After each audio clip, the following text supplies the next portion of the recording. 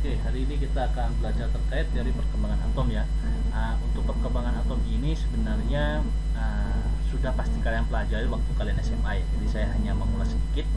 Perkembangan atom ini dimulai dari seorang pemikiran, ya, sebuah pemikiran atau filsafat. Ya, jadi pemikiran tersebut diawali dengan Demokritus dan Aristoteles. Jadi Demokritus menyatakan atom itu belum ada mengenal atom ya. Ada suatu zat atau materi itu selalu bisa pada titik tertentu itu tidak bisa dibagi lagi. Itu katanya Demokritus atau dikenal dengan discontinue. Sedangkan keterbalikannya Aristoteles mengatakan materi itu selalu bisa dibagi lagi. Selalu bisa dibagi lagi atau disebut dengan kontinuitas. Jadi ada discontinue dan kontinuitas. Ternyata pada saat itu Aristoteles lebih dipercaya. Jadi dianggap punya Demokritus itu tidak benar. Ya, jadi kemudian muncullah teori atom, perkembangan teori atom, yaitu Dalton mengatakan bahwasanya materi itu tersusun dari hal yang terkecil. Ada titik terkecil, yaitu adalah atom. Nah, berarti di situ menguatkan bahwasanya yang benar ada Demokritus. Ya, jadi pada Demokritus mengatakan materi itu pada titik tertentu tidak bisa dibagi lagi. Pada saat itu Demokritus tidak bisa menjelaskan apa itu tidak bisa. Ternyata Dalton dengan teorinya mengatakan titik tertentu yang paling kecil itu adalah atom. Jadi sebenarnya yang benar adalah punyanya Demokritus. Ya. Atom Dalton dikenal dengan atom bola pecahan karena berbentuk seperti bola pecahan. Kemudian ada Thomson. Jadi Thomson ini dikenal dengan atom yang bersifat roti kismis karena di situ ada kismis. Karena pada saat Thomson menemukan teorinya, dia telah menemukan muatan negatif atau dikenal dengan elektron. Jadi pada Thomson dia sudah menemukan ternyata dalam atom itu ada yang bernilai negatif, dikenal dengan elektron yang tersebar di dalam kulitnya. Jadi nanti waktu perkuliahan silahkan kalian mencari. Jadi apa sih makna dari percobaan si Thomson ini? Kenapa kok bisa menentukan ternyata elektron itu bernilai negatif? Berawal dari percobaan sinar katoda. Jadi silakan kalian ya. Kemudian Rutherford di sini dia telah menemukan inti atom ya, dikenal dengan model atom tata surya ya, karena bentuknya seperti tata surya, di mana di situ dia menemukan dalam inti atom ada proton yang bernilai positif. Nilai positif tersebut berawal dari percobaan penembakan sinar alfa dengan terhadap lempeng emas tipis. Ya, jadi di sini adanya penembakan sinar alfa ini dia menemukan ternyata dalam inti atom itu ada yang bernilai positif yang dikenal dengan proton. Coba siapa nanti yang bisa menjelaskan bagaimana awal mulanya dalam percobaan ini menemukan ternyata ada yang bersifat positif. Ya. Kemudian ada dikenal atom Bohr. Atom Bohr dia menemukan bahwasanya dalam atom adanya elektron tersebut, ternyata elektron tersebut berada di kulit-kulit. Di dalam kulit tersebut ada lapisan kulit. Jadi dalam atom Bohr itu sudah menemukan konfigurasi elektron. Ya. Jadi di dalam konfigurasi elektron ini kulit pertama itu ada berapa elektron, kulit kedua dan seterusnya. Sehingga dia menemukan rumus 2n2. Oke, siapa nanti yang bisa memberikan komentar apa maksud dari 2n pangkat 2 ini? Dia menjelaskan konfigurasi elektron secara kulit. Tuh ya. Kemudian dengan adanya perkembangan model atom, ya jadi di sini ada beberapa perkembangan model atom dari bola pejal, dari roti kismis, tata surya, dan konsep kulit dari Niels Bohr. Kemudian diakhiri oleh mekanika kuantum, karena sampai sekarang mekanika kuantum digunakan. Ya, jadi bukan teori lagi, karena tidak ada namanya teori mekanika kuantum, tidak ada. Tapi karena ini masih digunakan sampai saat ini, maka dikenal dengan mekanika kuantum. Dalam mekanika kuantum ini ada 3 hal yang dijelaskan, yaitu berasal dari 3 teori. Ya, yang pertama adalah teori dualisme gelombang partikel elektron yang dikemukakan oleh de Broglie. Kemudian ada asas ketidakpastian. Maksud dari ketidakpastian ini mengatakan bahwasanya Heisenberg untuk elektron itu tidak bisa ditentukan secara pasti dia berada di mana, dia berada di titik mana, tidak, hanya kebolehjadian. Ya, oleh karena itu kalau kita perhatikan gambar dari mekanika kuantum, elektronnya seperti ini. Dia samar-samar seperti ini karena tidak pasti ada di mana elektron, tapi boleh jadi elektron ada di sini. Kemudian ada juga namanya persamaan gelombang. Nah, persamaan gelombang dari Schrödinger ini menjelaskan elektron ini sebagai gerakannya sangat stabil seperti gelombang. Ya. Jadi dalam bilangan kuantum ini dia sangat menjelaskan elektron, di mana ada 4 bilangan kuantum. Mungkin kalian sudah tahu semua ya. Yang pertama adalah kuantum utama, azimut, magnetik, dan spin. Jadi kalau kuantum utama itu menjelaskan kulit yang ada di setiap atom. Ya, dia memperkuat dari Bohr. Kemudian azimut, ternyata dalam kulit itu ada subkulit. Ya, lebih detail lagi. Ya, yang kita kenal dengan SPDF. Ya, kemudian ada magnetik. Magnetik itu letak posisi dari elektron secara tepatnya ada di mana. Kemudian ada spin. Dia menjelaskan pergerakan atau perputaran elektron. Ya, spin itu kalau kalian tahu ada yang positif, ada yang negatif. Mungkin ada yang mau berpendapat apa makna positif negatifnya. Ya, ini ya. Jadi saya tidak akan, mungkin nanti waktu di kelas saja ya, saya akan menjelaskan bagaimana ini mengkonfigurasikan atau meletakkan konfigurasi elektron pada bilangan kuantum. Ya. Oke, untuk struktur atom berarti sudah lengkap ya. Berarti ada elektron, ada proton, dan ingat tadi ada neutron. Nah, bagaimana neutron kok tiba-tiba ada? Neutron itu sebagai penengah, sebagai penyetabil. Ya, seperti kehidupan kita. Kalau elektron kan negatif, proton positif, dan neutron itu penyetabil. Ya, jadi neutron itu bersifat netral. Ya.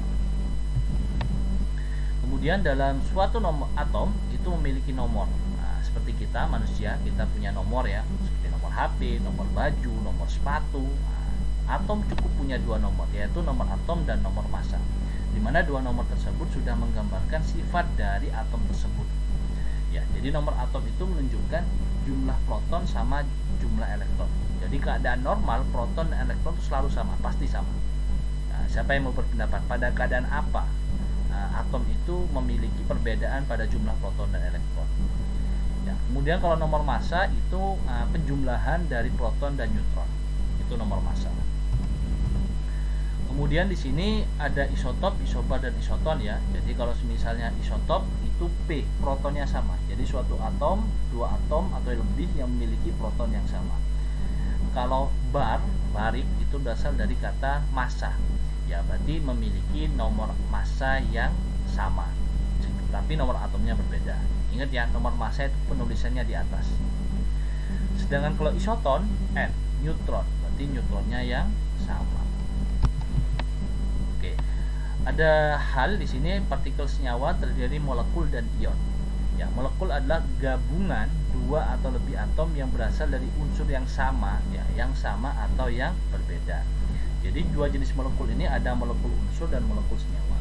Contoh dari molekul unsur, contohnya adalah oksigen, hidrogen. Ya, jadi gas oksigen kan apa lambangnya? O2.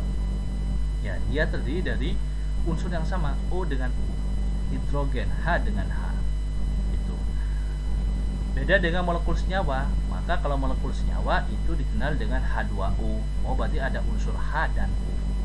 Ya, HCl ada unsur H dengan Cl. Berarti itu udah termasuk molekul senyawa. Ya, jadi kalian harus tahu kapan molekul unsur dan kapan molekul senyawa.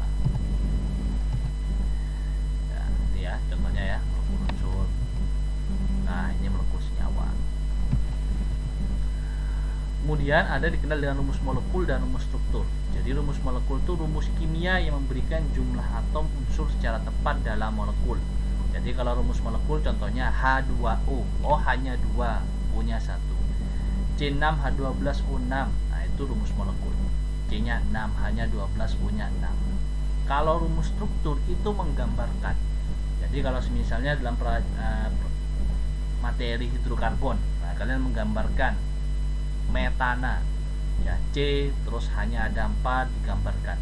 Itu merupakan rumus struktur. Nah, contoh di gambar ini struktur ini. Ya, contohnya dari kalau kita tebak di sini NH3, N terus hanya ada 3. Nah, ini rumus dari strukturnya bagaimana. Nah, jadi harus tahu kapan nanti di soal rumus molekul sama rumus struktur itu berbeda. Ya, kemudian ada anion kation. Ya, jadi dalam anion di situ bersifat negatif, kation bersifat positif. Nah, anion kation ini pastinya nanti berhubungan dengan senyawa yang bisa mengion. Ya, jadi nanti berhubungan dengan ikatan kimia ya. Ikatan kimia itu salah satunya ada yang bersifat ikatan ionik. Ya, maka di situ nanti pasti akan mengalami pengimpanan. Oke, selanjutnya di sini ada sistem periodik unsur. Ya, ini merupakan suatu teori ya. Jadi nanti silakan kalian banyak membaca dalam mempelajari sistem periodik unsur. Karena kalau kita pelajari sistem periodik unsur itu sangat banyak. Ya. Jadi saya hanya mengulas sedikit. Yang pertama, pengelompokan unsur. Jadi awal mulanya itu suatu unsur itu hanya dikelompokkan pada logam dan non-logam. Mana logam, mana non-logam. Ya, itu. Kemudian ada perkembangan tabel periodik, ya, dikenal dengan triade atau doublener. Jadi unsur dikelompokkan berdasarkan kemiripan sifat-sifatnya dan kenaikan massa atom. Ya, jadi di situ karena pada tahap ini belum menemukan unsur yang lengkap. Jadi hanya sifat-sifatnya yang sama, ya, nomor massanya yang sama dijadikan satu, kenaikannya yang sama maka dijadikan satu. Ya, itu. Kemudian sistem oktav, ya, berarti oktav itu kita kenal dengan 8. Ya, maka di situ terjadi pengulangan setiap unsur ke-8, maka disebut hukum oktav. Jadi di sini dia melambangkan unsur itu dalam keadaan setiap 8. Ya, jadi setiap 8. Ya, jadi ke bawah ini kan setiap 8. Jadi ini masih dalam proses perkembangan ya. Kemudian ada dikenal dengan sistem periodik pendek atau Mendeleev. Ya, ia mengelompokkan unsur-unsur berdasarkan kenaikan massa atom. Jadi pada awalnya dalam teori perkembangan periodik ini pasti dipegang itu adalah nomor atom dan nomor massa. Karena nomor atom dan nomor massa itu merupakan perwakilan identitas dari suatu atom. Ya, jadi paling mudahnya dulu itu untuk mengatur atau mengelompokkan suatu unsur itu dalam keadaan nomor atom dan nomor massa. Ya, ini contoh dari tabel periodik pendek atau Mendeleev. Ya, jadi sangat berbeda dengan yang saat ini ya. Oke. Ya, jadi di sini ada kelebihan dan kelemahan. Jadi ini merupakan perkembangan teori dari penyusunan SPU. Jadi SPU itu tidak semata-mata langsung seperti itu. Ada tahapan perkembangannya. Ini merupakan periodik Lothar atau Meyer. Jadi sistem periodik pertama yang dibuat berdasarkan kenaikan massa atom dan kemiripan sifat unsur. Jadi kembali lagi dia menggunakan massa atom dan menyusunnya ulang dengan kemiripan sifat unsurnya. Barulah muncul dengan pertama adalah sistem periodik bentuk modern atau Henry Moseley. Jadi bapak SPU ya, dikenal dengan bapak SPU itu adalah Moseley. Karena dia yang menemukan pertama kali bagaimana konfigurasi ataupun penyusunan tabel periodik. Di sini ada golongan A dan juga ada periode. Ya, jadi pertama kali dia sudah lebih rapi, ada golongan dan ada periode. Ya, jadi ini ya tabel periodik modern dan sudah terlihat mana logam, mana non logam, ada juga metaloid. Nah, siapa yang tahu arti dari metaloid?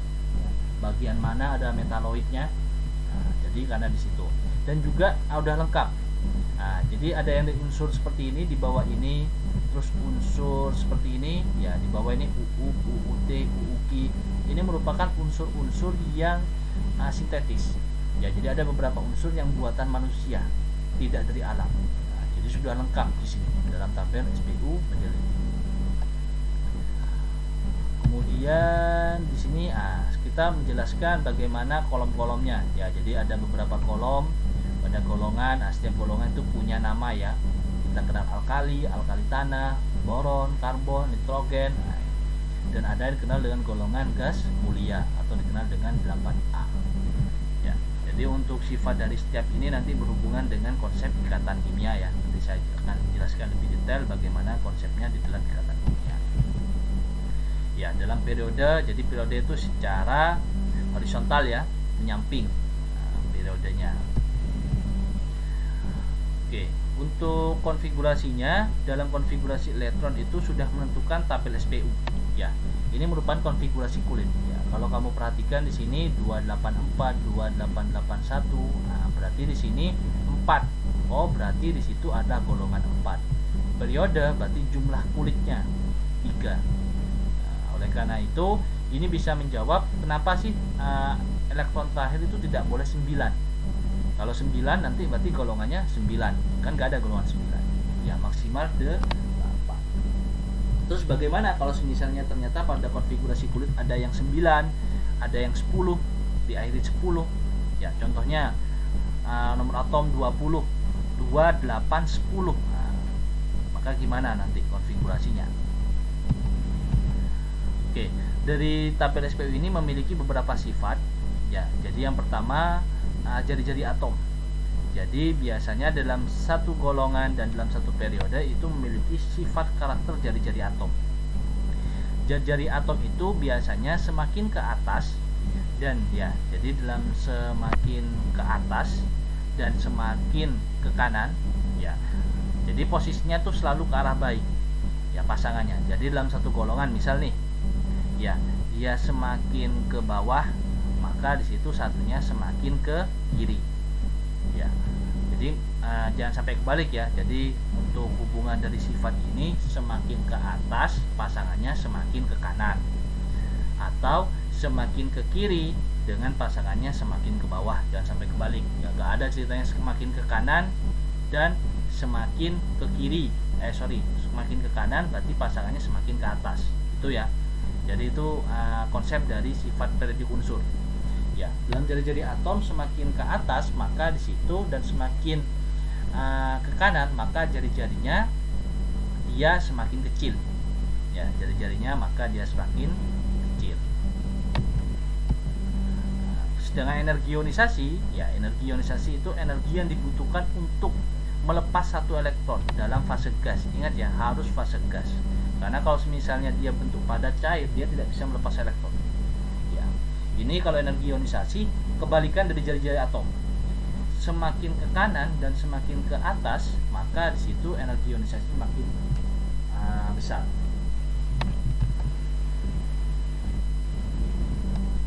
Mudah ada dengan afinitas elektron. Kalau energi ionisasi melepas elektron, kalau afinitas itu menerima elektron dalam fase gas. Ini juga sifatnya sama seperti energi ionisasi, semakin ke kanan dan semakin ke atas itu maka nilainya semakin besar ya. Tuh. Ini juga keelektronegatifan. Kalau keelektronegatifan itu adalah daya tarik, ingat ya, daya tarik elektron, bukan sampai masuk ke dalam atom. Jadi kalau energi ionisasi yaitu melepas, keluar elektronnya. Kalau afinitas elektron itu adalah menerima ya. Kalau elektronegatifan itu hanya menarik, elektron-elektron ada di sekitarnya.